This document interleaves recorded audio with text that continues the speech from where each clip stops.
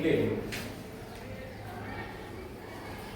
ಭಾರತದ ಇತಿಹಾಸದಲ್ಲಿ ನೀವೀಗಾಗಲೇ ಅನೇಕ ಮಹಾನ್ ವ್ಯಕ್ತಿಗಳ ಇತಿಹಾಸವನ್ನು ಅಧ್ಯಯನ ಮಾಡಿದೆ. ಅದರಲ್ಲಿ ಧಾರ್ಮಿಕ ಸುಧಾರಕರು ಕೂಡ ಬರ್ತಾರೆ, ಹಾಗೆ ತತ್ವಜ್ಞಾನಿಗಳು ಕೂಡ ಇದ್ದಾರೆ, ಹಾಗೆ ದಾರ್ಶನಿಕರು ಕೂಡ ಇಲ್ಲಿ ಬರ್ತಾರೆ, ಹಾಗೆ ಭಾರತದಲ್ಲಿ ಹೊಸ ಧರ್ಮಗಳು ಕೂಡ ಹುಟ್ಟುಕೊಳ್ತವೆ. ಅದರಲ್ಲಿ ವರ್ಧಮಾನ ಮಹಾವೀರ ಮತ್ತು ಗೌತಮ ಬುದ್ಧ ಅಂತೇಳಿ ನಾವು ಕರೆಯಲ್ಪಡ್ತೀವಿ. ಅದರಲ್ಲೂ ವಿಶೇಷವಾಗಿ ಪ್ರತಿಯೊಬ್ಬ ಮಾನವನಿಗೂ ಕೂಡ ಆಸೆಯನ್ನು ನಿಗ್ರಹಿಸಿ ಜೀವನದಲ್ಲಿ ಸರಳವಾಗಿ ಮುಕ್ತಿಯನ್ನು ಹೊಂದಬಹುದು ಎನ್ನುವಂತಹ ಸಂದೇಶವನ್ನು ಗೌತಮ ಬುದ್ಧ ಇಡೀ ಮಾನವನಿಗೆ ನೀಡಿಕೊಂಡು ಬರ್ತಾರೆ. ಅಷ್ಟೇ ಅಲ್ಲದೆ ಆ ಗೌತಮ ಬುದ್ಧ ಇನ್ನೂ ಅನೇಕ ವಿಷಯಗಳನ್ನು ಕೂಡ ತನ್ನ ತತ್ವಜ್ಞಾನಗಳಲ್ಲಿ ಜನತೆಗೆ ತಿಳಿಸುವಂತಹ ಒಂದು ಕಾರ್ಯಗಳಲ್ಲಿ ತೊಡಗಿಕೊಂಡು ಆ ನಿಟ್ಟಿನಲ್ಲಿ ನಾವು ನೋಡೋದಾದ್ರೆ ಇಲ್ಲಿ ಬೇಡುವವರಿಗೆ ಅಂತ ಹೇಳ್ತಾನೆ. ಆ ಬೇಡುವವರಿಗೆ ವರವನ್ನು ನೀಡುವಂತಹ ಯಾವ ಅಗೋಚರ ಶಕ್ತಿಯು ಜಗತ್ತಿನಲ್ಲಿ ಇಲ್ಲ ಅನ್ನುವಂತಹ ಮಾತನ್ನು ಹೇಳ್ತಾನೆ. ಹೇಳೋದಷ್ಟೇ ಅಲ್ಲದೆ ಮುಂದುವರೆದು ಏನ್ ಹೇಳ್ತಾನಪ್ಪ ಅಂದ್ರೆ ವ್ಯಕ್ತಿ ತಾನೇ ತನ್ನ ಪರಿಶ್ರಮದಿಂದ ಗಳಿಸಬೇಕು ಅಂತ ಎನ್ನುವಂತಹ ಮಾತನ್ನು ಗೌತಮ ಬುದ್ಧ ಇಲ್ಲಿ ಹೇಳ್ಕೊಂಡು ಬರ್ತಾನೆ. ನೋಡಿ, ಸಹಜವಾಗಿ ನಾವು ವೈದಿಕ ಧರ್ಮದಲ್ಲಿ ನಮ್ಮದೇ ಆದಂತಹ ರೂಢಿ, ಸಂಪ್ರದಾಯ, ನಂಬಿಕೆ, ಪದ್ಧತಿಯಲ್ಲಿ ನಾವು ಬದುಕ್ತಾ ಇದ್ದೀವಿ. ಅದರಲ್ಲೂ ಕೂಡ ನಾವು ಅನೇಕ ದೇವಾನುದೇವತೆಗಳನ್ನು ಆರಾಧಿಸಿಕೊಂಡು ಬರ್ತಾ ಇದ್ದೀವಿ. ಅಂತಹ ಒಂದು ಸಾಮಾಜಿಕ ಮತ್ತು ಧಾರ್ಮಿಕ ವ್ಯವಸ್ಥೆಯಲ್ಲಿ ನಾವು ದಿನನಿತ್ಯ ನಮ್ಮ ಜೀವನವನ್ನು ಕಳೀತಾ ಇದ್ದೀವಿ. ನಾವು ಯಾವುದೇ ಒಂದು ಕಾರ್ಯ ಹಾಗೂ ಕೆಲಸಗಳನ್ನು ಮಾಡುವಂತಹ ಸಂದರ್ಭದಲ್ಲಿ ಹೆಚ್ಚಿನದಾಗಿ ಯಾರ ಮೊರೆ ಹೋಗ್ತೀವಿ? ನಾವು ಯಾವುದರ ಮೊರೆ ಹೋಗ್ತೀವಿ? ಕಾಣದೇ ಇರುವಂತಹ ದೈವ ಶಕ್ತಿಯ ಮೊರೆಯನ್ನು ನೋಡಿ. ಅವ್ನು ಹೇಳ್ತಾನೆ, ಗೌತಮ ಬುದ್ಧ ಏನ್ ಹೇಳ್ತಾನೆ? ಬೇಡುವವರಿಗೆ ನಾವು ಬೇಡ್ತೀವಿ. ನೀವೀಗ ಸೆಕೆಂಡ್ ಇಯರ್ PUC ಮಕ್ಕಳಿದ್ದೀರಾ, ದಿನ ಹೋಗ್ತೀರಾ ದೇವಸ್ಥಾನಕ್ಕೆ ಹೋಗಿ ಏನ್ ಮಾಡ್ತೀವಿ? ಬೇಡ್ಕೊಳ್ತೀವಿ. ಏನಂತ ಬೇಡ್ಕೊಳ್ತೀವಿ? ಈ ವರ್ಷ ಒಂದು ಪಬ್ಲಿಕ್ ಎಕ್ಸಾಮ್ ಇದೆ, ಆ ಎಕ್ಸಾಮ್ ಅಲ್ಲಿ ನಾನು ಪಾಸ್ ಆಗ್ತೀನಿ. ಅದು ಬೇಡಿದ ತಕ್ಷಣನೇ ಬೇಡಿದವರಿಗೆ ವರವನ್ನು ಕೊಡ್ತಾನ? ವರ ಕೊಡುವಂತಹ ಶಕ್ತಿ ಇದೆಯಾ? ಇಲ್ಲಿ ಆಲೋಚನೆ ಮಾಡಿ. ವರ ಕೊಡುವಂತಹ ಯಾವುದೇ ಶಕ್ತಿ, ಅಗೋಚರವಾದಂತಹ ಶಕ್ತಿ ಜಗತ್ತಿನಲ್ಲಿ ಇಲ್ಲ ಎನ್ನುವಂತಹ ಮಾತನ್ನು ಗೌತಮ ಬುದ್ಧ ಹೇಳುವುದರ ಮೂಲಕವಾಗಿ ಅಂಧಕಾರದಲ್ಲಿ ಇರುವಂತಹ ಜನತೆಯನ್ನು ಜ್ಞಾನದ ಕಡೆಗೆ, ಅಂದ್ರೆ ಅವರ ಒಂದು ಏನ್ ಮಾಡ್ತಾನಪ್ಪ ಅಂದ್ರೆ ಜ್ಞಾನವನ್ನು ಹೆಚ್ಚಿಸುವಂತಹ ಕಾರ್ಯದಲ್ಲಿ ತೊಡಗಿಕೊಳ್ತಾನೆ ಮತ್ತು ಅವರ ಆತ್ಮಾವಲೋಕನಕ್ಕೆ ಹೆಚ್ಚಿನ ಆದ್ಯತೆಯನ್ನು ನೀಡುವುದರ ಮೂಲಕವಾಗಿ ಸತ್ಯದ ಅಂಶವನ್ನು ಜನತೆಗೆ ತಿಳಿಸುವಂತಹ ಕಾರ್ಯದಲ್ಲಿ ಅವನು ತೊಡಗಿಕೊಳ್ಳುವುದರ ಮೂಲಕವಾಗಿ ಏನ್ ಹೇಳ್ತಾನೆ? ನಾವು ಯಾವುದೇ ದೇವರನ್ನು ಬೇಡಿದರೂ ಕೂಡ ನಮಗೆ ಯಾವುದೇ ಅಗೋಚರ ಶಕ್ತಿ ನಮಗೆ ವರವನ್ನು ನೀಡುವುದಿಲ್ಲ. ಅದರ ಬದಲಾಗಿ ಏನ್ ಮಾಡಬೇಕು? ವ್ಯಕ್ತಿ ತಾನೇ ತನ್ನ ಪರಿಶ್ರಮದಿಂದ ಅದನ್ನು ಗಳಿಸಬೇಕು ಎನ್ನುವಂತಹ ಮಾತನ್ನು ಹೇಳ್ತಾನೆ. ಅಂದ್ರೆ ಯಾವುದೇ ಆಗಿರ್ಬೋದು, ನೀವು ಸೆಕೆಂಡ್ ಇಯರ್ PUC ಪಾಸ್ ಆಗಬೇಕು ಅಂದ್ರೆ ನೀವೇನ್ ಮಾಡ್ಬೇಕು? ನಿಮ್ಮ ಒಂದು ಕಠಿಣವಾದಂತಹ ಪರಿಶ್ರಮ ಇರಬೇಕು. ನಿಮ್ಮ ಪರಿಶ್ರಮ ಏನು? ಓದುವ ಕೆಲಸ ಅಂತೇಳಿ ನಾವು ಹೇಳ್ತೀವಿ. ಆ ಓದೋದ್ರಲ್ಲಿ ವ್ಯವಸ್ಥಿತವಾಗಿ ತೊಡಗಿಕೊಂಡ್ರೆ ಅವತ್ತಿನ ಕೆಲಸವನ್ನು ಅವತ್ತೇ ಸರಿಯಾಗಿ ಮಾಡೋದ್ರ ಮೂಲಕವಾಗಿ, ಓದೋದ್ರ ಮೂಲಕವಾಗಿ ಅದನ್ನು ಅರ್ಥೈಸಿಕೊಳ್ತಾ ಅದನ್ನು ಹಾಗೆ ಮುಂದುವರಿಸಿಕೊಂಡು ಬಂದ್ರೆ ಆ ಒಂದು ಪರಿಶ್ರಮ ನಿಮಗೆ ಎಲ್ಲಿ ಪ್ರತಿಫಲವನ್ನು ನೀಡುತ್ತೆ, ಎಲ್ಲಿ ವರವನ್ನು ನೀಡುತ್ತೆ? ಆ ಎಕ್ಸಾಮಿನ ಹಾಲಲ್ಲಿ ನಿಮಗೆ ಅದು ಏನ್ ಮಾಡುತ್ತೆ? ವರವಾಗಿ ಕೊಂಡು ಬರುತ್ತೆ ಎನ್ನುವಂತಹ ಮಾತನ್ನು ಹೇಳುವುದರ ಮೂಲಕವಾಗಿ ಏನ್ ಮಾಡ್ತಾನೆ? ಎಲ್ಲ ವ್ಯಕ್ತಿಗಳನ್ನು ಇಲ್ಲಿ ಏನ್ ಮಾಡಿದ? ಇಲ್ಲಿ ಅವರವರ ನಂಬಿಕೆ ಪದ್ಧತಿಗಳಿಂದ ಹೊರತರುವಂತಹ ಒಂದು ಕಾರ್ಯದಲ್ಲಿ ಗೌತಮ ಬುದ್ಧ ತೊಡಗಿಕೊಂಡ ಅಂತೇಳಿ ತಿಳಿಯುತ್ತೆ. ನೋಡಿ, ಅಂತಹ ಒಬ್ಬ ಮೇಧಾವಿ ಭಾರತದಲ್ಲಿ ಹುಟ್ಟುವುದರ ಮೂಲಕವಾಗಿ ಒಂದು ಹೊಸದಾದಂತಹ ಒಂದು ಧರ್ಮ, ಅಂದ್ರೆ ಎಲ್ಲದರಿಂದಲೂ ಮುಕ್ತಿಯನ್ನು ಹೊಂದಿದಂತಹ, ಎಲ್ಲ ಅಂಶಗಳಿಂದಲೂ ಕೂಡ ವಿನಾಯಿತಿಯನ್ನು ಪಡೆದಂತಹ ಒಂದು ವಿನೂತನ ಧರ್ಮವನ್ನು ಸ್ಥಾಪಿಸಿಕೊಂಡು ಬಂದ ಅಂತ ಹೇಳಿ ನಮಗೆ ತಿಳಿಯುತ್ತೆ. ಅದೇನೇ ಇರಲಿ, ಈ ಗೌತಮ ಬುದ್ಧನ ಅನೇಕ ಆದರ್ಶಗಳನ್ನು ನಾವು ನೆನೆಯುವುದರ ಮೂಲಕವಾಗಿ, ಅವುಗಳನ್ನು ನಮ್ಮ ಜೀವನದಲ್ಲಿ ಅಳವಡಿಸಿಕೊಳ್ಳುವುದರ ಮೂಲಕವಾಗಿ ಇವತ್ತು ನಾವು ಭಾರತದ ಇತಿಹಾಸದಲ್ಲಿ ಅನೇಕ ಘಟನೆಗಳು ನಡೆದುಕೊಂಡು ಬಂದಿದ್ದಾವೆ. ಆ ನಡೆದುಕೊಂಡು ಬಂದಂತಹ ಅನೇಕ ಘಟನೆಗಳಲ್ಲಿ ಯುರೋಪಿಯನ್ನರು ಕೂಡ ಭಾರತಕ್ಕೆ ಆಗಮಿಸಿಕೊಂಡು ಬರ್ತಾರೆ 1498ರಲ್ಲಿ. ಅದು ವಾಸ್ಕೋಡಿ ಗಾಮ ಎನ್ನುವಂತಹ ಪೋರ್ಚುಗೀಸ್ ನಾವಿಕ ಹೊಸ ಜಲಮಾರ್ಗವನ್ನು ಕಂಡು ಹಿಡಿದ ತರುವಾಯದಲ್ಲಿಂದರೂ ವ್ಯಾಪಾರದ ಉದ್ದೇಶವನ್ನು ಇಟ್ಟುಕೊಳ್ಳುವುದರ ಮೂಲಕವಾಗಿ ಅನೇಕ ಐರೋಪ್ಯರು ಭಾರತಕ್ಕೆ ಆಗಮಿಸಿಕೊಂಡು ಬರ್ತಾರೆ. ಅದರಲ್ಲಿ ಮುಖ್ಯವಾಗಿ ಪೋರ್ಚುಗೀಸರು ಮೊದಲಿಗರು ಅಂತೇಳಿ ನಾವು ಕರೀತೀವಿ. ಅನಂತರದಲ್ಲಿ ಡಚ್ಚರು ಬರ್ತಾರ, ಅನಂತರದಲ್ಲಿ ಇಂಗ್ಲಿಷರು ಬರ್ತಾರ, ಇನ್ನೇನು ಕೊನೆಯದಾಗಿ ಭಾರತಕ್ಕೆ ವ್ಯಾಪಾರ ಮಾಡಲು ಬಂದಂತಹ ಐರೋಪ್ಯರೇ ಫ್ರೆಂಚರು ಅಂತೇಳಿ ನಾವು ಕರೆಯಲ್ಪಡುತ್ತೇವೆ. ಹಾಗಾದ್ರೆ ಈ ಉದ್ದೇಶವನ್ನು ಇಟ್ಟುಕೊಂಡು ಭಾರತಕ್ಕೆ ಬಂದಂತಹ ಐರೋಪ್ಯರಲ್ಲಿ ಪೋರ್ಚುಗೀಸರು ಕೂಡ ಭಾರತದಲ್ಲಿ ತಮ್ಮ ಪ್ರಾಬಲ್ಯವನ್ನು ಕಳ್ಕೊಳ್ತಾರೆ ದಿನದಿಂದ ದಿನಕ್ಕೆ. ಡಚ್ಚರು ಕೂಡ ಏನಂತಾರೆ, ತಮ್ಮ ಪ್ರಾಬಲ್ಯವನ್ನು ಕಳೆದುಕೊಳ್ಳುವುದರ ಮೂಲಕವಾಗಿ ಅವರು ಆಗ್ನೇಯ ಏಷ್ಯಾದ ಭೂಭಾಗಗಳಲ್ಲಿ ಬರುವಂತಹ ದ್ವೀಪಗಳ ಕಡೆಗೆ ತಮ್ಮ ಗಮನವನ್ನು ಕೇಂದ್ರೀಕರಿಸಿಕೊಂಡು ಬರ್ತಾರೆ. ಇನ್ನ ಉಳಿದಂತರು ಯಾರಿಲ್ಲಿ ಭಾರತದಲ್ಲಿ ಯಾರು ಇದ್ದಾರೆ ಭಾರತದಲ್ಲಿ? ಹಾಗಾದ್ರೆ ಕೇವಲ ಬ್ರಿಟಿಷರು ಮತ್ತು ಫ್ರೆಂಚರು ಮಾತ್ರವೇ ಭಾರತದಲ್ಲಿ ಉಳಿದುಕೊಳ್ಳುವುದು ಅಷ್ಟೇ ಅಲ್ಲದೆ ಅವ್ರು ಏನ್ ಮಾಡ್ತಾರೆ, ಕಾಲಕ್ರಮೇಣವಾಗಿ ಭಾರತದಲ್ಲಿ ವ್ಯಾಪಾರದ ಏಕಸಂಹಿತೆಯನ್ನು ಹೊಂದುವುದಕ್ಕೋಸ್ಕರವಾಗಿ ಪರಸ್ಪರ ಶತ್ರುಗಳಾಗ್ತವೆ. ಈ ಶತ್ರುಗಳು ಏನ್ ಮಾಡ್ತಾರೆ, ಹೇಗಾದರೂ ಮಾಡಿ ಭಾರತದಲ್ಲಿ ತಮ್ಮ ತಮ್ಮ ಸಾರ್ವಭೌಮತ್ವವನ್ನು, ಅಂದ್ರೆ ರಾಜಕೀಯ ಹಿತಾಸಕ್ತಿ ಅಂತೇಳಿ ಕರಿತೀವಿ, ಈ ರಾಜಕೀಯ ಹಿತಾಸಕ್ತಿಯನ್ನು ಸ್ಥಾಪಿಸುವಂತಹ ಆಸಕ್ತಿಯನ್ನು ಅವರು ತಮ್ಮಲ್ಲಿ ಮೈಗೂಡಿಸಿಕೊಳ್ತಾರೆ. ಆ ಕಾರಣದಿಂದಾಗಿ ಭಾರತದಲ್ಲಿ, ಅದರಲ್ಲೂ ವಿಶೇಷವಾಗಿ ದಕ್ಷಿಣ ಭಾರತ ಅಂತ ಕರಿತೀವಿ, ಈ ದಕ್ಷಿಣ ಭಾರತದಲ್ಲಿ ಐರೋಪ್ಯರಾದಂತಹ ಬ್ರಿಟಿಷರು ಮತ್ತು ಫ್ರೆಂಚರ ನಡುವೆ 3 ನಿರ್ಣಾಯಕವಾದಂತಹ ಕದನಗಳು 20 ವರ್ಷಗಳ ನಡುವಣ ಅವಧಿಯಲ್ಲಿ ನಡೆದುಕೊಂಡು ಬರುತ್ತೆ. ಇಂತಹ ಕದನಗಳನ್ನೇ ನಾವೇನಂತ ಕರೀತೀವಿ, ಕರ್ನಾಟಿಕ್ ಕದನಗಳು ಅಂತೇಳಿ ನಾವು ಕರೀತೀವಿ. ಹಾಗಾದ್ರೆ ಈ ಕದನಗಳಿಗೆ ಯಾಕೆ ನಾವು ಕರ್ನಾಟಿಕ್ ಅಂತೇಳಿ ಕರೆಯಲ್ಪಡ್ತೀವಿ? ಹಾಗಾದ್ರೆ ಈ ಕದನಗಳು ಎಲ್ಲಿ ನಡೀತಾವ?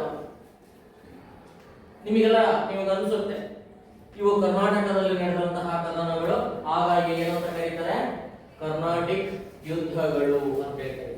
ಅಲ್ಲ, ಇಲ್ಲಿ ಬಹುಮುಖ್ಯವಾಗಿ ದಕ್ಷಿಣ ಭಾರತದಲ್ಲಿ ನಡೆದಂತದ್ದು ಅನ್ನೋದನ್ನು ಗಮನದಲ್ಲಿ ಇಟ್ಕೋಬೇಕಾಗುತ್ತೆ. ಹಾಗಾದ್ರೆ ದಕ್ಷಿಣ ಭಾರತ ಅಂದ ತಕ್ಷಣನೇ ಇಲ್ಲಿ ನಾವು ಗಮನಿಸಬೇಕಾಗುತ್ತೆ, ಈ ದಕ್ಷಿಣ ಭಾರತ 3 ಸಮುದ್ರಗಳಿಂದ ಸುತ್ತುವರೆದಂತಹ ಒಂದು ಭೂಭಾಗ. ಯಾವ್ಯಾವಿದೆ? ಪಶ್ಚಿಮದಲ್ಲಿ ಯಾವ ಸಮುದ್ರ ಬರುತ್ತೆ? ಅರಬ್ಬಿ ಸಮುದ್ರ ಅಂತೇಳಿ ನಾವು ಕರೀತೀವಿ.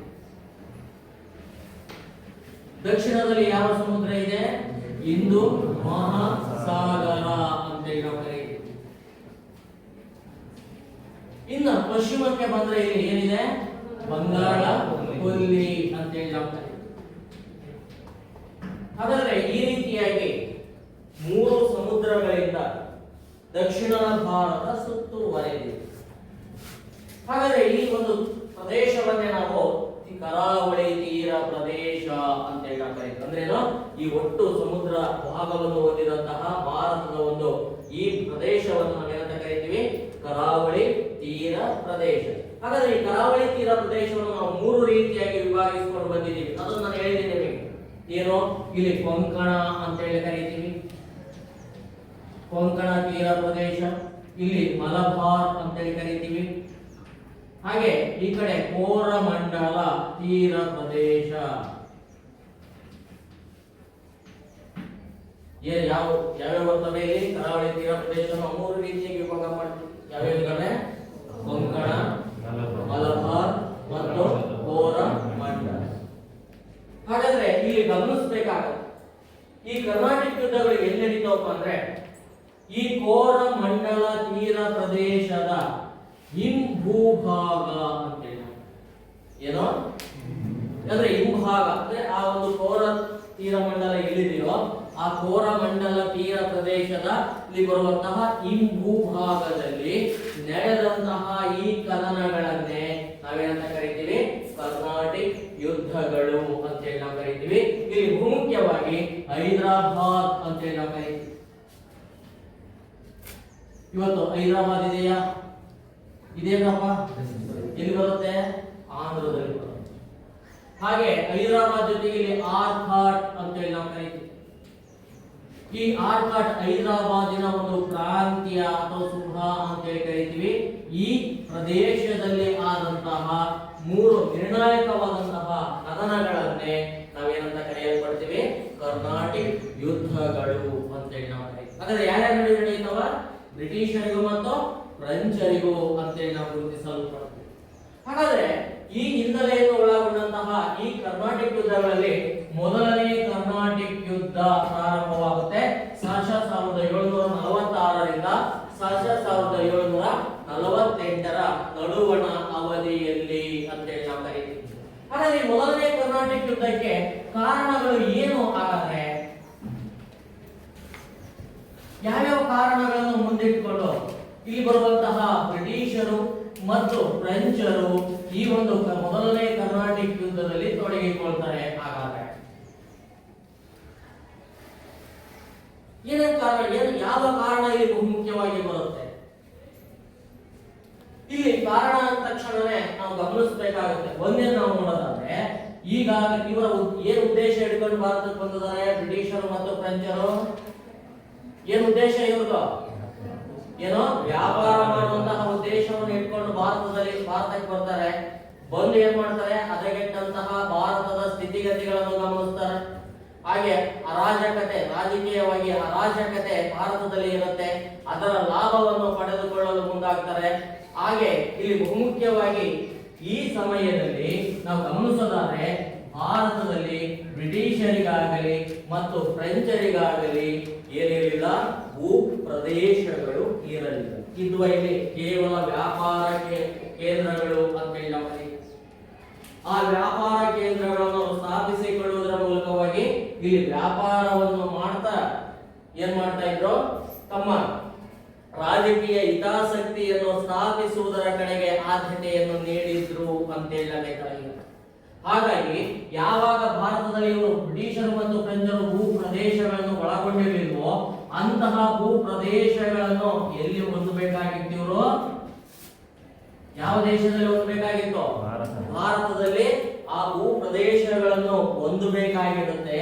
ಆ ಭೂ ಪ್ರದೇಶಗಳನ್ನು ಪಡೆದುಕೊಳ್ಳುವುದಕ್ಕೋಸ್ಕರವಾಗಿ ಬ್ರಿಟಿಷರು ಮತ್ತು ಫ್ರೆಂಚರು ಭಾರತದಲ್ಲಿ ಮೊದಲನೇ ಕರ್ನಾಟಿಕ್ ಯುದ್ಧದಲ್ಲಿ ತೊಡಗಿಕೊಂಡ್ರು ಅಂತ ಹೇಳಬೇಕಾಗುತ್ತೆ. ಇದು ಸಿಂಪಲ್ ಆದ. ಇನ್ನು ಎರಡನೇ ಕಾರಣ ಏನಪ್ಪಾ ಅಂದ್ರೆ ಇಲ್ಲಿ ಮುಖ್ಯವಾಗಿ ನಾವು ಗಮನಿಸಬೇಕಾಗುತ್ತೆ. ನಾನು ಹೇಳಿದೆ ನಿಮಗೆ ಭಾರತದ ಹದಗೆಟ್ಟಂತಹ ಸನ್ನಿವೇಶಗಳು ಅಂತೇಳಿ. ಹಾಗೆ ರಾಜಕೀಯವಾಗಿ ಭಾರತ ಅರಾಜಕತೆಯನ್ನು ಹೊಂದಿತ್ತು ಅಂತೇಳಿ ನಮಗೆ.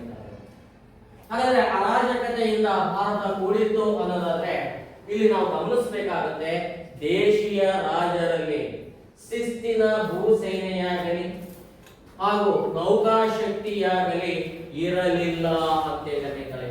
ಏನಿಲ್ಲಿ ನ್ಯೂನ್ಯತೆಯನ್ನು ನಾವು ಗಮನಿಸಬೇಕು. ದೇಶೀಯ ರಾಜರು ಅಂದ್ರೆ ಮೊಘಲರು ಇದ್ದಾರೆ, ಹೈದರಾಬಾದಿನ ನಿಜಾಮರು ಇದ್ದಾರೆ, ಇನ್ನೂ ಅನೇಕ ರಾಜರುಗಳಿದ್ದಾರೆ. ಆ ರಾಜರುಗಳಲ್ಲಿ ಒಂದು ಶಿಸ್ತಿನಿಂದ ಕೂಡಿದಂತಹ ಭೂ ಸೇನೆಯಾಗಲಿ ಇರಲಿಲ್ಲ. ಅದರ ಜೊತೆ ಬಲಿಷ್ಠವಾದಂತಹ ಒಂದು ನೌಕಾ ಶಕ್ತಿ ಅಂತೇಳಿ ಕರೀತೀವಿ. ಅಂತಹ ಬಲಿಷ್ಠವಾದಂತಹ ನೌಕಾ ಶಕ್ತಿಯು ಕೂಡ ದೇಶೀಯ ರಾಜರಲ್ಲಿ ಇರಲಿಲ್ಲ. ಯಾವಾಗ ಇಂತಹ ಎರಡು ಸಮಸ್ಯೆಗಳು ಭಾರತೀಯ ರಾಜರನ್ನು ಕಾಡಲು ಪ್ರಾರಂಭಿಸುತ್ತವೋ ಇಂತಹ ಸಮಸ್ಯೆಯ ಲಾಭವನ್ನು ಯಾರು ಪಡ್ಕೊಳ್ಳಲು ಮುಂದಾಗ್ತಾರೆ? ಭಾರತದಲ್ಲಿ ಫ್ರೆಂಚರು ಮತ್ತು ಬ್ರಿಟಿಷರು ಪಡೆದುಕೊಳ್ಳಲು ಮುಂದಾಗ್ತಾರೆ. ಇಂತಹ ಒಂದು ಕಾರಣವೇ ಯಾವ ಯುದ್ಧಕ್ಕೆ ಕಾರಣವಾಗುತ್ತೆ? ಮೊದಲನೇ ಕರ್ನಾಟಿಕ್ ಯುದ್ಧಕ್ಕೆ ಕಾರಣವಾಗಿಕೊಂಡು ಬಂತು ಅಂತ ಹೇಳಬೇಕಾಗಿದೆ. ಹಾಗೆ ಇದಾದ ನಂತರದಲ್ಲಿ ಮೂರನೇ ಕಾರಣ ಏನಪ್ಪಾ ಅಂದ್ರೆ ಇಲ್ಲಿ 1740ರಲ್ಲಿ ಒಂದು ಘಟನೆ ಪ್ರಾರಂಭವಾಗುತ್ತೆ. ಎಲ್ಲಿ ಆ ಘಟನೆ ಪ್ರಾರಂಭವಾಗುತ್ತಪ್ಪ ಅಂದ್ರೆ ಯುರೋಪಿನಲ್ಲಿ ಆದಂತಹ ಒಂದು ಘಟನೆ ಅಂತ ಹೇಳಬಹುದು. ಹಾಗಾದ್ರೆ 1740ರಲ್ಲಿ ಯುರೋಪಿನಲ್ಲಿ ಏನ್ ಘಟನೆ ಪ್ರಾರಂಭವಾಗುತ್ತೆ? ಅಲ್ಲಿ ಯುರೋಪಿನ ಒಂದು ರಾಷ್ಟ್ರವಾದಂತಹ ಆಸ್ಟ್ರಿಯಾ ಅಂತೇಳಿ ನಾವು ಕರೀತೀವಿ. ಯಾವ ರಾಷ್ಟ್ರ? ಯುರೋಪಿನಲ್ಲಿ ಆಸ್ಟ್ರಿಯಾ ಎನ್ನುವಂತಹ ಒಂದು ಭೂಭಾಗ ಇದೆ. ಆ ಆಸ್ಟ್ರಿಯಾ ಎನ್ನುವಂತಹ ದೇಶದಲ್ಲಿ ಒಂದು ಸಮಸ್ಯೆ ಪ್ರಾರಂಭವಾಗುತ್ತೆ. ಆ ಒಂದು ಸಮಸ್ಯೆಯೇ ಉತ್ತರಾಧಿಕಾರತ್ವದ ಸಮಸ್ಯೆ. ಯಾವ ಸಮಸ್ಯೆ ಪ್ರಾರಂಭವಾಗುತ್ತಲ್ಲಿ? 1740ರಲ್ಲಿ ಯುರೋಪಿನಲ್ಲಿ ಉತ್ತರಾಧಿಕಾರತ್ವ ಅಂದ್ರೆ ಆಸ್ಟ್ರಿಯಾದ ರಾಜ ಮನೆತನಕ್ಕೆ ಅಥವಾ ಆ ಸಿಂಹಾಸನದ ಮೇಲೆ ಯಾವ ವ್ಯಕ್ತಿಯನ್ನು ಅಧಿಕಾರಕ್ಕೆ ತರಬೇಕು ಎನ್ನುವಂತಹ ಪ್ರಶ್ನೆಗಳು ಇಲ್ಲಿ ಪ್ರಾರಂಭವಾಗ್ತವೆ. ಇಂತಹ ಪ್ರಶ್ನೆಗಳೇ ಏನಾಗ್ತವೆ? ಅಲ್ಲಿ ಯುದ್ಧದ ವಾತಾವರಣವನ್ನು ನಿರ್ಮಿಸಿಕೊಂಡು ಬಂದುವು ಅಂತೇಳಿ ನಮಗೆ ತಿಳಿಯುತ್ತೆ. ಇಂತಹ ಯುದ್ಧದಲ್ಲಿ ಯಾವ ಯುರೋಪಿನ 2 ರಾಷ್ಟ್ರಗಳು ಭಾಗಿಯಾಗ್ತವೆ? ಬ್ರಿಟಿಷ್ ಮತ್ತು ಅಂದ್ರೆ ಇಂಗ್ಲೆಂಡ್ ಮತ್ತು ಫ್ರೆಂಚ್ ಅಂದ್ರೆ ಫ್ರಾನ್ಸ್ ಎನ್ನುವಂತಹ 2 ರಾಷ್ಟ್ರಗಳು ಕೂಡ ಆಸ್ಟ್ರಿಯಾದ ಉತ್ತರಾಧಿಕಾರತ್ವದಲ್ಲಿ ಭಾಗಿಯಾಗ್ತವೆ. ಯಾವಾಗ ಭಾಗಿಯಾಗ್ತವೋ ಆ ಒಂದು ಬಿಸಿ ಎಲ್ಲಿ ಪ್ರಾರಂಭವಾಗುತ್ತೆ? ಅಂತಹ ಒಂದು ಆಸ್ಟ್ರಿಯಾದ ಉತ್ತರಾಧಿಕಾರತ್ವದ ಸಮಸ್ಯೆಯ ಬಿಸಿ ಯಾವ ದೇಶದಲ್ಲೂ ಕೂಡ ಪ್ರಾರಂಭವಾಗುತ್ತೆ? ಭಾರತದಲ್ಲೂ ಕೂಡ ಏನಾಗುತ್ತೆ? ಅದರ ಬಿಸಿ ಕಾವೇರುವುದರ ಮೂಲಕವಾಗಿ ಭಾರತದಲ್ಲಿರುವಂತಹ ಫ್ರೆಂಚರು ಮತ್ತು ಬ್ರಿಟಿಷರು ಪರಸ್ಪರ ಶತ್ರುಗಳಾಗುವುದರ ಮೂಲಕವಾಗಿ ಇಲ್ಲಿಯೂ ಕೂಡ ಕಾದಾಟಕ್ಕೆ ಮುಂದಾಗ್ತಾರೆ. ಇಂತಹ ಒಂದು ಘಟನೆಯು ಕೂಡ ಯಾವ ಕಾರಣಕ್ಕೆ ಕಾರಣವಾಗುತ್ತೆ? 1746ರ ಮೊದಲನೇ ಕರ್ನಾಟಕ ಯುದ್ಧಕ್ಕೆ ಪ್ರಮುಖ ಕಾರಣವಾಗಿ ಕೊಂಡು ಬಂತು ಅಂತ ಹೇಳಿ. ಹಾಗಾದ್ರೆ ಇಲ್ಲಿ ಏನಾಗುತ್ತಪ್ಪ ಅಂದ್ರೆ ಫ್ರಾನ್ಸ್ ಅಂತ ಹೇಳಿ ಕರಿತೀವಿ. ಫ್ರಾನ್ಸ್, ಸ್ಪೇನ್ ದೇಶ ಇರ್ಬೋದು ಮತ್ತು ಪರ್ಷಿಯಾ ಅಂತ ಹೇಳಿ ನಾವು ಕರಿತೀವಿ. ಯಾವ್ಯಾವ ರಾಷ್ಟ್ರಗಳು ಒಂದು ಗುಂಪಾಗ್ತವೆ ಇಲ್ಲಿ? ಪರ್ಷಿಯಾ ದೇಶ, ಫ್ರಾನ್ಸ್ ದೇಶ ಮತ್ತು ಇನ್ನೊಂದು ಯಾವುದು ಇಲ್ಲಿ ಬಹುಮುಖ್ಯವಾಗಿ ಬರುವಂತದ್ದು ಸ್ಪೇನ್ ದೇಶ ಅಂತ ಹೇಳಿ ಕರಿತೀವಿ. ಒಂದು ಗುಂಪಾಗ್ತದೆ ಈ ಉತ್ತರಾಧಿಕಾರತ್ವದಲ್ಲಿ. ಇನ್ನ ಬ್ರಿಟನ್ ಯಾವುದಕ್ಕೆ ಸಹಕಾರವನ್ನು ನೀಡುತ್ತೆ? ಆಸ್ಟ್ರಿಯಾದ ಪಕ್ಷವನ್ನು ವಹಿಸಿಕೊಂಡು ಬರುತ್ತೆ. ಹಾಗಾಗಿ ಆಸ್ಟ್ರಿಯಾದಲ್ಲಿ ಯಾವ 2 ಶತ್ರು ರಾಷ್ಟ್ರಗಳಾಗ್ತವೆ ಯುರೋಪಿನಲ್ಲಿ? ಬ್ರಿಟನ್ ಮತ್ತು ಫ್ರೆಂಚ್ ಎರಡೂ ಕೂಡ ವಿರೋಧಿ ರಾಷ್ಟ್ರಗಳಾಗ್ತವೆ. ಇಂತಹ ವೈರತ್ವ ಭಾರತಕ್ಕೂ ಕೂಡ ಹರಡುವುದರ ಮೂಲಕವಾಗಿ ಭಾರತದಲ್ಲಿರುವಂತಹ ಫ್ರೆಂಚರು ಮತ್ತು ಬ್ರಿಟಿಷರು ಪರಸ್ಪರ ಶತ್ರುಗಳಾಗುವುದರ ಮೂಲಕವಾಗಿ 1746ರ ಮೊದಲನೇ ಕರ್ನಾಟಕ ಯುದ್ಧಕ್ಕೆ ಚಾಲನೆಯನ್ನು ನೀಡಿದವು ಅಂತ ಹೇಳ್ತಾರೆ. ಹಾಗಾದ್ರೆ ಈ ಕಾರಣಗಳ ಹಿನ್ನೆಲೆಯಲ್ಲಿ ಪ್ರಾರಂಭವಾದಂತಹ ಈ ಒಂದು ಕದನದ ಅನೇಕ ಘಟನೆಗಳು ಇಲ್ಲಿ ನಡ್ಕೊಂಡು ಬರ್ತವೆ. ಹಾಗಾದ್ರೆ ಏನೇನು ಘಟನೆಗಳು ಪ್ರಾರಂಭವಾಗ್ತವೆ ಈ ಒಂದು ಕಾರಣದಿಂದಾಗಿ ಭಾರತದಲ್ಲಿ? ಇಲ್ಲಿ ಬಹುಮುಖ್ಯವಾಗಿ ಮೊದಲನೇ ಘಟನೆ ಏನಪ್ಪಾ ಅಂದ್ರೆ ಮದ್ರಾಸ್ ಮುತ್ತಿಗೆ ಅಂತ ಹೇಳಿ ನಾವು.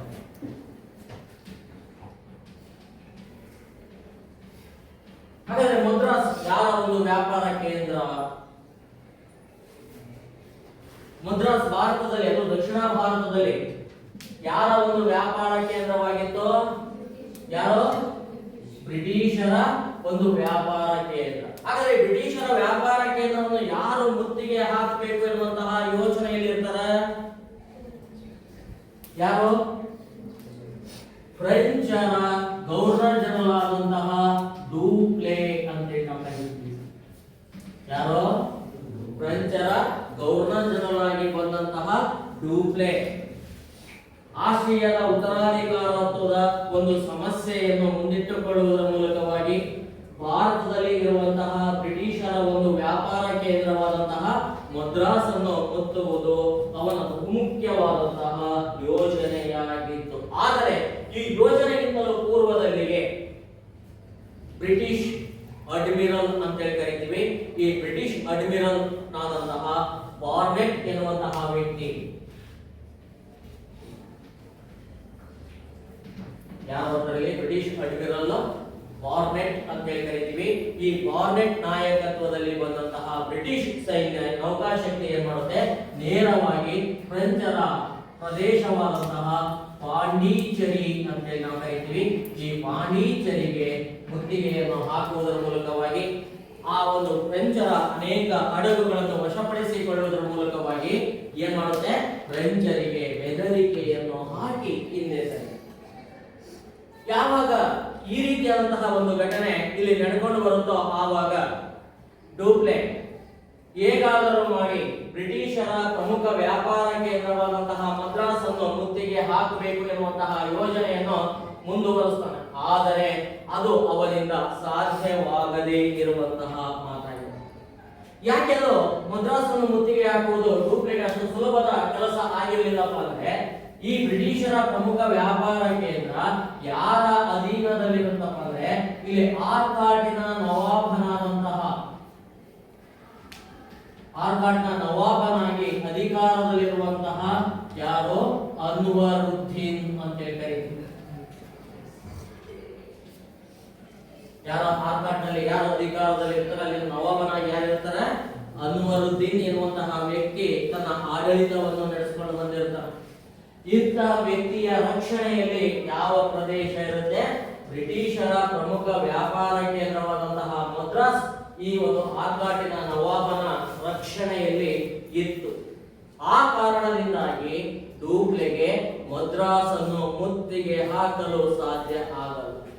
ಇಂತಹ ಸಂದರ್ಭದಲ್ಲಿ ಡೂಪ್ಲೆ ಏನ್ ಮಾಡ್ತಾನೆ, ಹೇಗಾದರೂ ಮಾಡಿ ಮದ್ರಾಸ್ ಅನ್ನು ಮುತ್ತಿಗೆ ಹಾಕಿ ವಶಪಡಿಸ್ಕೋಬೇಕು.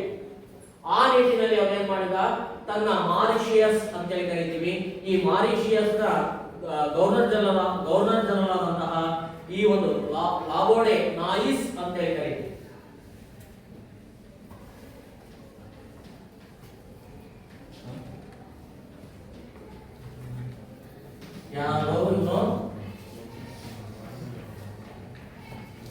ಮಾರಿಷಿಯಸ್ ನ ಗವರ್ನರ್ ಜನರಲ್ ಅಂದ್ರೆ ಫ್ರೆಂಚ್ ಸರ್ಕಾರ ಏನ್ ಮಾಡಿರುತ್ತೆ, ಇಲ್ಲಿ ಮಾರಿಷಿಯಸ್ ನಲ್ಲೂ ಕೂಡ ತಮ್ಮ ವಸಾಹತುಗಳನ್ನು ಸ್ಥಾಪಿಸಿಕೊಂಡು ಬಂದಿರುತ್ತೆ. ಅಂತಹ ವಸಾಹತುಗಳ ಆಡಳಿತವನ್ನು ನೋಡಿಕೊಳ್ಳೋದಕ್ಕೋಸ್ಕರವಾಗಿ ಫ್ರೆಂಚ್ ಸರ್ಕಾರ ಯಾರನ್ನು ನೇಮಿಸಿಕೊಂಡು ಬಂದಿರುತ್ತೆ, ಈ ಲಬೋರ್ಡ್ ನಾಯಿಸ್ ಎನ್ನುವಂತಹ ವ್ಯಕ್ತಿಯನ್ನು ಅಲ್ಲಿನ ಗವರ್ನರ್ ಜನರಲ್ ಆಗಿ ನೇಮಿಸಿದೆ. ಹಾಗಾಗಿ ಡೂಪ್ಲೆ ಏನ್ ಮಾಡ್ತಾನೆ, ಭಾರತದಲ್ಲಿರುವಂತಹ ಬ್ರಿಟಿಷರ ಈ ವ್ಯಾಪಾರ ಕೇಂದ್ರವನ್ನು ಮುತ್ತಿಗೆ ಹಾಕುವುದಕ್ಕೋಸ್ಕರವಾಗಿ ಯಾರ ಸಹಕಾರವನ್ನು ಪಡೆದುಕೊಳ್ಳುವಂತಹ ತೀರ್ಮಾನವನ್ನು ಮಾಡ್ತಾನೆ, ಮಾರಿಷಿಯಸ್ ನ ಗವರ್ನರ್ ಜನರಲ್ ಆದಂತಹ ಲಾಬೋಡೆ ನಾಯಿಸನ ಸಹಾಯವನ್ನು ಪಡೆದುಕೊಳ್ಳುತ್ತಾನೆ. ಯಾವಾಗ ಇವನ ಸಹಾಯವನ್ನು ಇವನು ನಿರೀಕ್ಷಿಸಿಕೊಂಡು ಬರ್ತಾನೋ ಆವಾಗ ಅವನಿಗೆ ಬೆಂಬಲವಾಗಿ ನಿಲ್ತಾನೆ. ನಿಲ್ಲುವುದರ ಮೂಲಕವಾಗಿ 1746ರಲ್ಲಿ ಅವನು ಏನ್ ಮಾಡ್ತಾನೆ, ಮಾರಿಷಿಯಸ್ ನಿಂದ ಭಾರತದ ಕಡೆಗೆ ಧಾವಿಸಿ ಬರುವುದರ ಮೂಲಕವಾಗಿ 8 ಹಡಗು ಮತ್ತು 3000 ಸೈನಿಕರ ಸಮೇತವಾಗಿ ನೇರವಾಗಿ ದಕ್ಷಿಣ ಭಾರತದಲ್ಲಿ ಬರುವಂತಹ ಬ್ರಿಟಿಷರ ಪ್ರಮುಖ ವ್ಯಾಪಾರ ಕೇಂದ್ರವಾದಂತಹ ಯಾವುದೋ ಮದ್ರಾಸಿನ ಮೇಲೆ ದಾಳಿಯನ್ನು ಮಾಡುವುದರ ಮೂಲಕವಾಗಿ ಆ ಮದ್ರಾಸ್ ಅನ್ನು ಯಾರು ವಶಪಡಿಸಿಕೊಳ್ತಾರೆ, ಈ ಒಂದು ಮಾರಿಷಿಯಸ್ ನ ಫ್ರೆಂಚ್ ಗವರ್ನರ್ ಜನರಲ್ ಆದಂತಹ ಲಾಬೋಡೆ ನಾಯಿಸ್ ವಶಪಡಿಸಿಕೊಂಡ ಅಂತ ಹೇಳಿ ಇದೇ ಸಂತಿ. ಯಾವಾಗ ಇವನ ಕೈವಶವಾಗುತ್ತೋ ಆವಾಗ ಈ ಮದ್ರಾಸ್ ಇನ್ನೇನು ಯಾರ ಕೈವಶವಾಗುತ್ತೆ, ಇನ್ನೇನು ಡೂಪ್ಲೆಯ ಕೈವಶವಾಗಬೇಕು ಎನ್ನುವಂತಹ ಸನ್ನಿವೇಶದಲ್ಲಿ ಡೂಪ್ಲೆ ಮತ್ತು ಮಾರಿಷಿಯಸ್ ನ ಗವರ್ನರ್ ಜನರಲ್ ಆದಂತಹ ಲಾಬೋಡೆ ನಾಯಿಸರ ನಡುವೆ ಭಿನ್ನಾಭಿಪ್ರಾಯಗಳು ಪ್ರಾರಂಭವಾಗ್ತವೆ. ಯಾವಾಗ ಭಿನ್ನಾಭಿಪ್ರಾಯಗಳು ಇಲ್ಲಿ ಪ್ರಾರಂಭವಾಗ್ತವೋ ಇಂತಹ ಭಿನ್ನಾಭಿಪ್ರಾಯಗಳನ್ನು ಮುಂದಿಟ್ಟುಕೊಂಡಂತಹ ಈ ಲಾಬೋಡೆ ನಾಯಿಸ್ ಏನ್ ಮಾಡ್ತಾನೆ, 40,000 ಪೌಂಡ್ಗಳಿಗೆ ಇದನ್ನು ಏನ್ ಮಾಡ್ತಾನೆ, ಮತ್ತೆ ಬ್ರಿಟಿಷರಿಗೆ ಮಾರಾಟ ಮಾಡಿ ವಾಪಸ್ ಎಲ್ಲಿ ಹೋಗ್ತಾನೆ, ಮಾರಿಷಿಯಸ್ಗೆ ಹಿಂದಿರುಗಿದ ಅಂತ ಹೇಳ್ತಾರೆ. ಇಷ್ಟಾದರೂ ಕೂಡ ಧೃತಿಗೆಡದೆ ಇರುವಂತಹ ಡೂಪ್ಲೆ ಏನ್ ಮಾಡ್ತಾನೆ, ಅದರ ಮೇಲೆ ಮುತ್ತಿಗೆಯನ್ನು ಹಾಕುವುದರ ಮೂಲಕವಾಗಿ ಅಂತಿಮವಾಗಿ ಡೂಪ್ಲೆ ಯಾವ ನಗರವನ್ನು ವಶಪಡಿಸಿಕೊಳ್ತಾನೆ, ಬ್ರಿಟಿಷರ ದಕ್ಷಿಣ ಭಾರತದ ವ್ಯಾಪಾರ ಕೇಂದ್ರವಾದಂತಹ ಮದ್ರಾಸ್ ಅನ್ನು ಡೂಪ್ಲೆ ವಶಪಡಿಸಿಕೊಂಡ ಅಂತ ಹೇಳ್ತಾರೆ. ಹಾಗಾದ್ರೆ ಬ್ರಿಟಿಷರು ಯಾವ ಪ್ರದೇಶವನ್ನು ಕಳ್ಕೊಂಡ್ರೆ ಮದ್ರಾಸ್ ಅನ್ನು ಕಳೆದುಕೊಂಡ್ರು ಅಂತ ಹೇಳ್ತಾರೆ. ಈಗಿರುವಾಗ ದಕ್ಷಿಣ ಭಾರತದಲ್ಲಿ ಅದರಲ್ಲಿ ಮೊದಲನೇ ಕರ್ನಾಟಕ ಯುದ್ಧದಲ್ಲಿ ಮತ್ತೊಂದು ಕಾಳಗ ಪ್ರಾರಂಭವಾಗಿ ಕೊಂಡು ಬರುತ್ತೆ. ಆ ಒಂದು ಕಾಳಗವನ್ನೇ ಅಡಿಯಾರ್ ಕಾಳಗ ಅಂತ ಹೇಳ್ತಾರೆ. ಕಾಳಗ ಯಾಕೆ ಪ್ರಾರಂಭವಾಗುತ್ತೆ?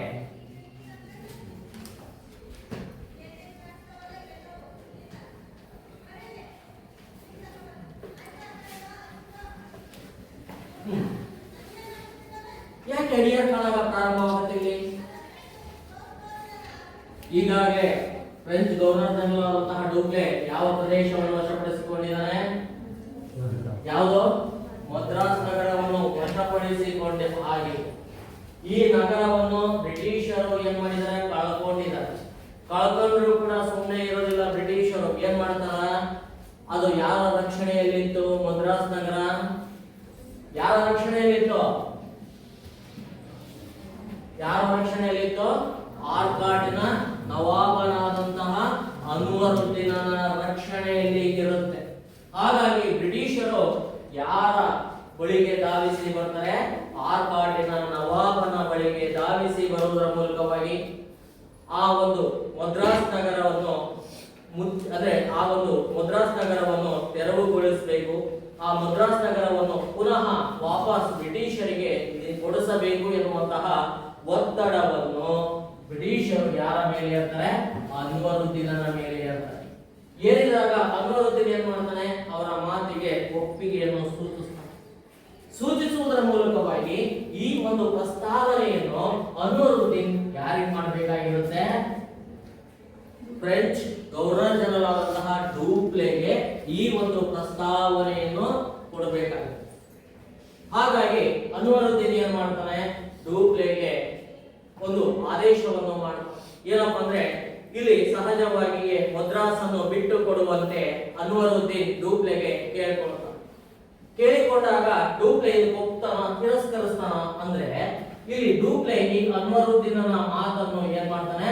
ತಿರಸ್ಕರಿಸಿ ಇದನ್ನು ಬಿಟ್ಟು ಕೊಡದೆ ಇದನ್ನು ಸ್ವತಃ ತನ್ನ ಬಳಿಗೆ ಯಾವಾಗ ಇಟ್ಕೊಳ್ತಾನೋ ಆವಾಗ ಅನ್ಯ ಮಾರ್ಗವಿಲ್ಲದೆ ಆರ್ಕಾಟಿನ ನವಾಬ ಬ್ರಿಟಿಷರಿಗೆ ಮದ್ರಾಸ್ ನಗರವನ್ನು ಏನ್ ಮಾಡಬೇಕಾಗಿರುತ್ತೆ? ಮರಳಿ ನೀಡಬೇಕಾಗಿರುತ್ತೆ.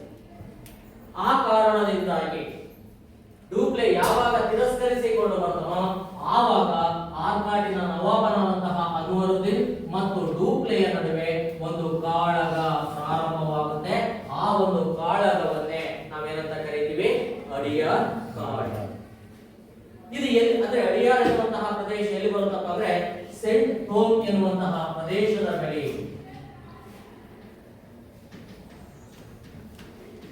ಎಲ್ಲಿದೆ ಇದು? ಇಲ್ಲಿ ಬಹುಮುಖ್ಯವಾಗಿ ನಾವು ಗಮನಿಸಬೇಕಾಗುತ್ತೆ. ಸೆಂಟ್ ಥೋಮ್ ಅಂತ ಹೇಳಿ ಕರಿತೀವಿ. ಆ ಸೆಂಟ್ ಥೋಮ್ ಬಳಿ ಬರುವಂತಹ ಅಡಿಯಾರ್ ಎನ್ನುವಂತಹ ಪ್ರದೇಶದಲ್ಲಿ ಈ ಒಂದು ಕಾಳಗ ನಡೆದುಕೊಂಡು ಬರುತ್ತೆ. ಹಾಗಾಗಿ ಇದನ್ನು ಅಡಿಯಾರ್ ಕಾಳಗ ಅಂತ ಹೇಳಿ ಕರೀತೀವಿ. ಹಾಗಾದ್ರೆ ಈ ಅಡಿಯಾರ್ ಕಾಳಗದಲ್ಲಿ ಏನಾಗುತ್ತೆ? ಈ ಅಡಿಯಾರ್ ಕಾಳಗದಲ್ಲಿ ಡೂಪ್ಲೆ ಆರ್ಕಾಟಿನ ನವಾಬನಾದಂತಹ ಯಾರೋ ಅನ್ವರುದ್ದೀನನ ಮೇಲೆ ಹಿಡಿತವನ್ನು ಸಾಧಿಸ್ತಾನೆ. ಅಂದ್ರೆ ಏನಾಗುತ್ತೆ? ಇಲ್ಲಿ ಯಾರು ವಿಜಯವನ್ನು ಪಡೆದುಕೊಂಡ್ರು? ಡೂಪ್ಲೆ ಅಂತಿಮವಾಗಿ ವಿಜಯವನ್ನು ಪಡೆದುಕೊಳ್ಳುವುದರ ಮೂಲಕವಾಗಿ ಆರ್ಕಾಟಿನ ನವಾಬನಾದ ಅನ್ವರುದ್ದೀನ್ ಇಲ್ಲಿ ಏನಾದ? ಸೋಲ್ತ. ಯಾವಾಗ ಸೋಲ್ತನೋ ಆವಾಗ ಬ್ರಿಟಿಷರ ಬೇಡಿಕೆ ಏನಾಗುತ್ತೆ?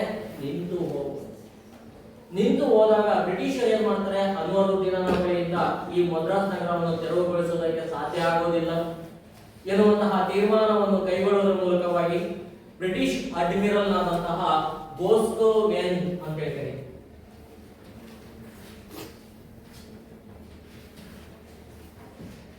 ಯಾರು? ಬ್ರಿಟಿಷರ ಅಡ್ಮಿರಲ್ ಅಂತ ಹೇಳ್ತಾರೆ.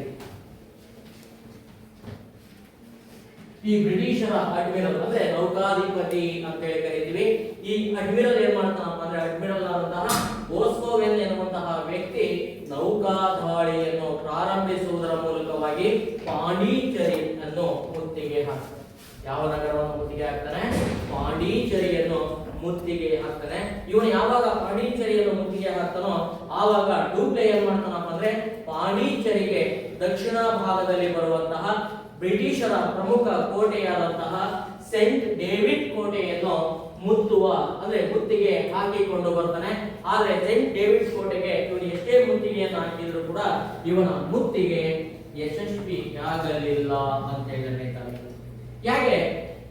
ಏಕೆ ಈ ಸೇಂಟ್ ಡೇವಿಡ್ ಕೋಟೆಗೆ ಇವನು ಮುತ್ತಿಗೆಯನ್ನು ಹಾಕಿ ಮುತ್ತಿದರೂ ಕೂಡ ಯಾಕೆ ಅದು ಸಫಲ ಆಗ್ಲಿಲ್ಲಪ್ಪ ಅಂದ್ರೆ ಇಲ್ಲಿ ಬಹುಮುಖ್ಯವಾಗಿ ಏನಾಗುತ್ತೆ ಅಂದ್ರೆ 1740ರಲ್ಲಿ ಯುರೋಪಿನಲ್ಲಿ ಪ್ರಾರಂಭವಾದಂತಹ ಆಸ್ಟ್ರಿಯದ ಉತ್ತರಾಧಿಕಾರತ್ವದ ಸಮಸ್ಯೆ 1748ರಲ್ಲಿ ಅಂತ್ಯಗೊಳ್ಳುತ್ತೆ. ಏನಾಯ್ತು ಹಾಗಾದ್ರೆ ಇಲ್ಲಿ ಇವನು ಸೇಂಟ್ ಡೇವಿಡ್ ಕೋಟೆಗೆ ಮುತ್ತಿಗೆಯನ್ನು ಹಾಕಿದಂತಹ ಸನ್ನಿವೇಶದಲ್ಲಿಗೆ ಅತ್ತ ಯುರೋಪಿನಲ್ಲಿ ಪ್ರಾರಂಭವಾದಂತಹ ಯಾವುದೋ ಆಸ್ಟ್ರಿಯದ ಉತ್ತರಾಧಿಕಾರತ್ವದ ಸಮಸ್ಯೆ ಏನಾಗುತ್ತೆ ಬಗೆಹರಿಯುತ್ತೆ. ಯಾವಾಗ ಬಗೆಹರಿಯುತ್ತೋ ಆವಾಗ ಯುರೋಪಿನಲ್ಲಿ ಪರಸ್ಪರ ಶತ್ರು ರಾಷ್ಟ್ರಗಳಾದಂತಹ ಫ್ರಾನ್ಸ್ ಮತ್ತು ಇಂಗ್ಲೆಂಡ್ಗಳು ಏನ್ ಮಾಡ್ಕೊಳ್ತವೆ 1748ರಲ್ಲಿ ಎಕ್ಸ್ ಲಾ ಚಾಪೆಲ್ ಒಪ್ಪಂದವನ್ನು ಮಾಡ್ಕೊಳ್ತವೆ. 1748ರಲ್ಲಿ ಯಾವ ಎಕ್ಸ್ ಲಾ ಚಾಪೆಲ್ ಅಂತ ಹೇಳಿ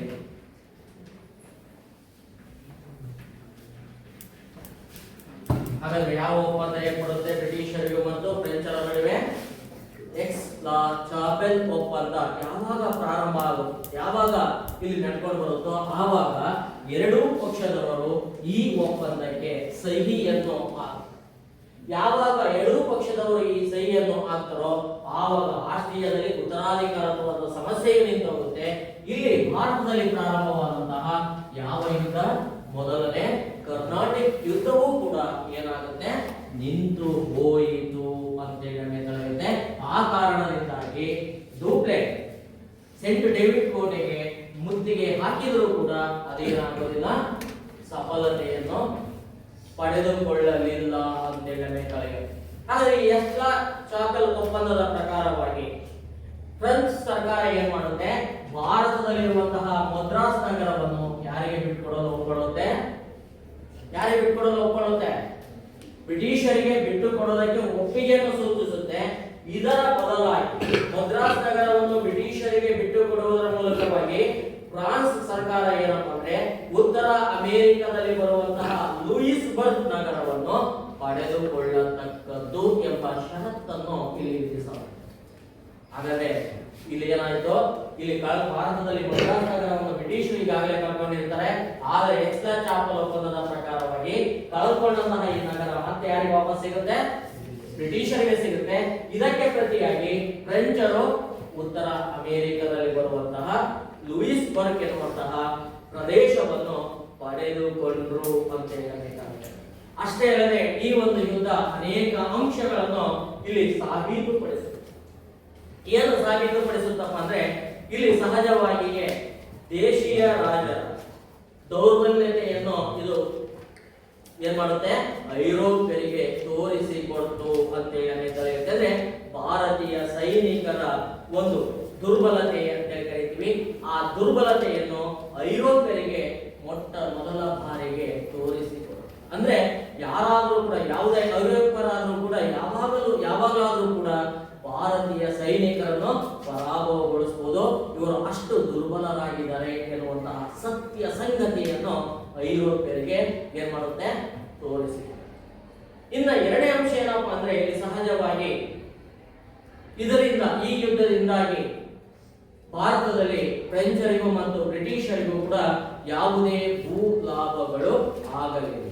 ಕೇವಲ ವ್ಯಾಪಾರದ ಉದ್ದೇಶಕ್ಕೆ ಮಾತ್ರ ಮತ್ತು ಸೀಮಿತರಾಗಿ ಭಾರತದಲ್ಲಿ ತಮ್ಮ ವ್ಯಾಪಾರವನ್ನು ಮುಂದುವರೆಸಿಕೊಂಡು ಬಂದ್ರು ಯಾರು? ಫ್ರೆಂಚರು ಮತ್ತು ಬ್ರಿಟಿಷರು ಅಂತ ನಮಗೆ ತಿಳಿಯುತ್ತೆ. ಈ ರೀತಿಯಾಗಿ ಈ ಒಂದು ಯುದ್ಧ ಅನೇಕ ಪರಿಣಾಮಗಳನ್ನು ಉಂಟು ಮಾಡಿತು ಅಂತ ನಮಗೆ ತಿಳಿಯುತ್ತೆ. ಅದರಲ್ಲಿ ಒಬ್ಬ ಇತಿಹಾಸಕಾರ ಒಂದು ಮಾತನ್ನು ಹೇಳ್ತಾರೆ, ದೂರ್ ಬೆಲ್ ಎನ್ನುವಂಥವನು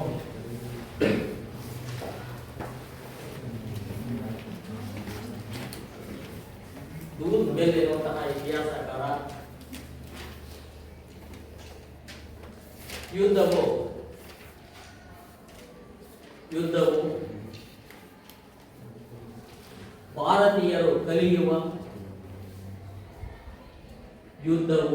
ಭಾರತೀಯರು ಕಲಿಯುವ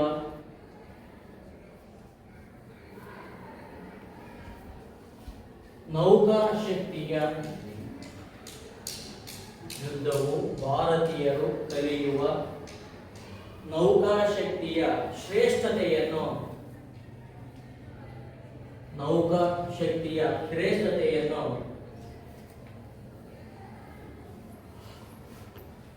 ಪ್ರದರ್ಶಿಸಿತು.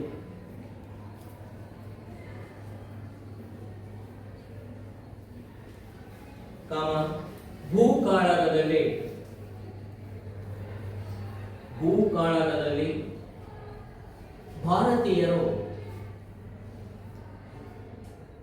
ದುರ್ಬಲರೆಂದು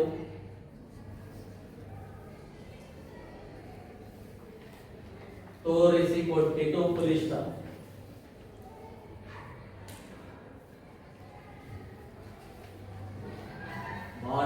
ಭೂಕಾಳಗದಲ್ಲಿ ಭಾರತೀಯರು ದುರ್ಬಲರೆಂದು ತೋರಿಸಿಕೊಟ್ಟಿತು ಪುಲಿಸ್ತ. ಹಾಗಾದ್ರೆ ದೂರ್ಬಲರಿಂದ ಮೊದಲನೇ ಕರ್ನಾಟಕ ಯುದ್ಧದ ಬಗ್ಗೆ ಏನಂತಾನ ನೋಡಿ, ಯುದ್ಧವು ಭಾರತೀಯರು ಏನೋ ಕಲಿಯುವಂತಹ ನೌಕಾಶಕ್ತಿಯ ಶ್ರೇಷ್ಠತೆಯನ್ನು ಪ್ರದರ್ಶಿಸಿತು. ಅಂದ್ರೆ ನಮ್ಮಲ್ಲಿ ಬಲಿಷ್ಠವಾದಂತಹ ನೌಕಾಶಕ್ತಿ ಇರಲಿಲ್ಲ ಎನ್ನುವಂಥದ್ದನ್ನು ಇವರು ಹೇಳ್ಕೊಡ್ತಾರೆ. ಅಷ್ಟೇ ಅಲ್ಲದೆ ಇದ್ದಂತಹ ಒಂದು ಶಕ್ತಿ ಭೂಕಾಳಗ ಅಂತ ಹೇಳಿ ಕರೀತಾರೆ. ಆ ಭೂಕಾಳಗದ ಒಂದು ಅಂದ್ರೆ ದುರ್ಬಲತೆಯನ್ನು ಈ ಒಂದು ಯುದ್ಧ ಐರೋಪ್ಯರಿಗೆ ತೋರಿಸಿಕೊಟ್ಟಿತು ಅಂತ ಹೇಳಿ ಕರೆಯುತ್ತೆ. ಹಾಗಾಗಿ ಇಲ್ಲಿ ಏನಾಗುತ್ತೆ, ಇಲ್ಲಿ ಅವರು ಯಾವುದೇ ಭಾರತದ ರಾಜಕೀಯ ಹಿತಾಸಕ್ತಿಯನ್ನು ಸ್ಥಾಪನೆ ಮಾಡೋದಕ್ಕೆ ಬ್ರಿಟಿಷರಿಗೂ ಮತ್ತು ಫ್ರೆಂಚರಿಗೂ ಮೊದಲನೇ ಕರ್ನಾಟಕ ಯುದ್ಧ ಅವಕಾಶವನ್ನು ಕೊಡದೆ ಅದು ಕೇವಲ ವ್ಯಾಪಾರ ಮಾಡಿಕೊಂಡು ಬರೋದಕ್ಕೆ ಅಂದ್ರೆ ವ್ಯಾಪಾರದಲ್ಲಿ ಮುಂದುವರಿಯೋದಕ್ಕೆ ಅವರಿಗೆ ಅವಕಾಶವನ್ನು ಕಲ್ಪಿಸಿಕೊಟ್ಟಂತಹ ಮತ್ತೊಂದು ಪ್ರಮುಖವಾದಂತಹ ಘಟನೆಯಾಗಿದೆ ಅಂತ ಹೇಳಬೇಕು.